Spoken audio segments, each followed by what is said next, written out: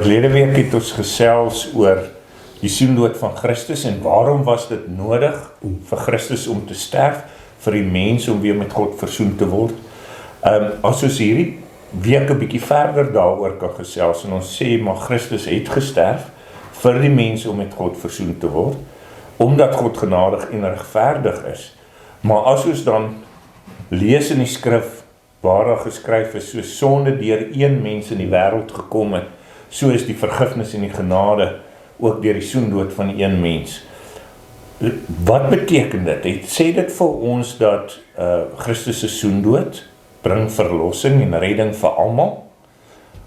Is dit 'n keuse wat ons moet uitoefen? Hoe sien ons die mense verlossing binne die genade van die soendood van Christus? Ja, dit is baie belangrik. Die Bybel sê vir ons, die eerste Adam het gesondig en die ganse mensdom in die verdoemenis gedompel, want almal sondig en voeg selfs daaglik meer sonde by. Die vraag dan is of die verlossing en die versoening van Christus ook dan tot alle mense deurdring. Word almal verlos? So vra die Heidelbergse Katekismus ook in Sondag 7, vraag 20, word almal dan verlos deur die tweede Adam, soos wat hulle verdoem is in die eerste Adam? En dan is dit baie duidelik, as ons skrif met skrif vergelyk, dat dit nie die geval is nie. Almal word nie verlos nie. Die Bybel is baie duidelik daaroor op verskeie plekke, dat daar 'n poel van vuur is, dat daar 'n hel is, en dat die Satan en al sy navolgers, al sy nalopers, almal wat die knie voor Christus nie gebuig het nie, uiteindelik ook in die hel sal beland, en die vergelding van hulle sonde sal ontvang.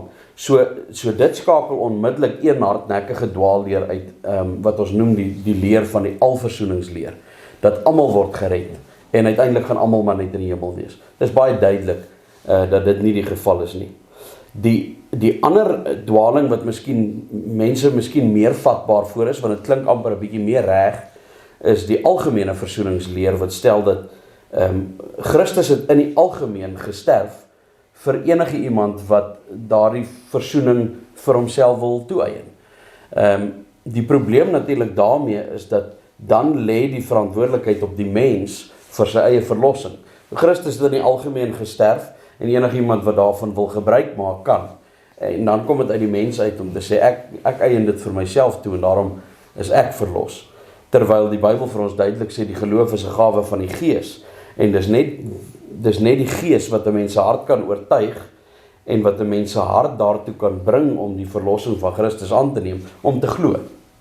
So die Bybelse leer is dat die versoeningsdood van die Here Jesus Christus was genoegsaam om te kon betaal vir die sonde van alle mense wat nog ooit geleef het. Dit was 'n volmaakte en 'n volkome versoening. Maar dit is net effektief vir die uitverkorenes van God en dus net effektief vir diegene wat deur die Heilige Gees tot geloof in Christus gebring word.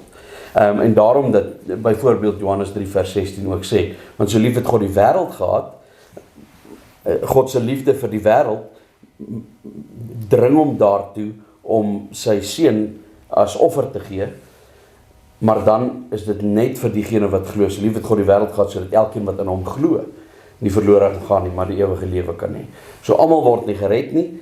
Die versoening van Christus is voldoende om te kon betaal. Hulle noem dit in Latyns die leer van die efficiens efficax. Efficiens beteken dis genoegsaam om vir almal se sonde te kon betaal, want dit was 'n volmaakte offer. Maar dit is net effektief vir diegene wat deur die Gees tot geloof gebring word. Baie dankie.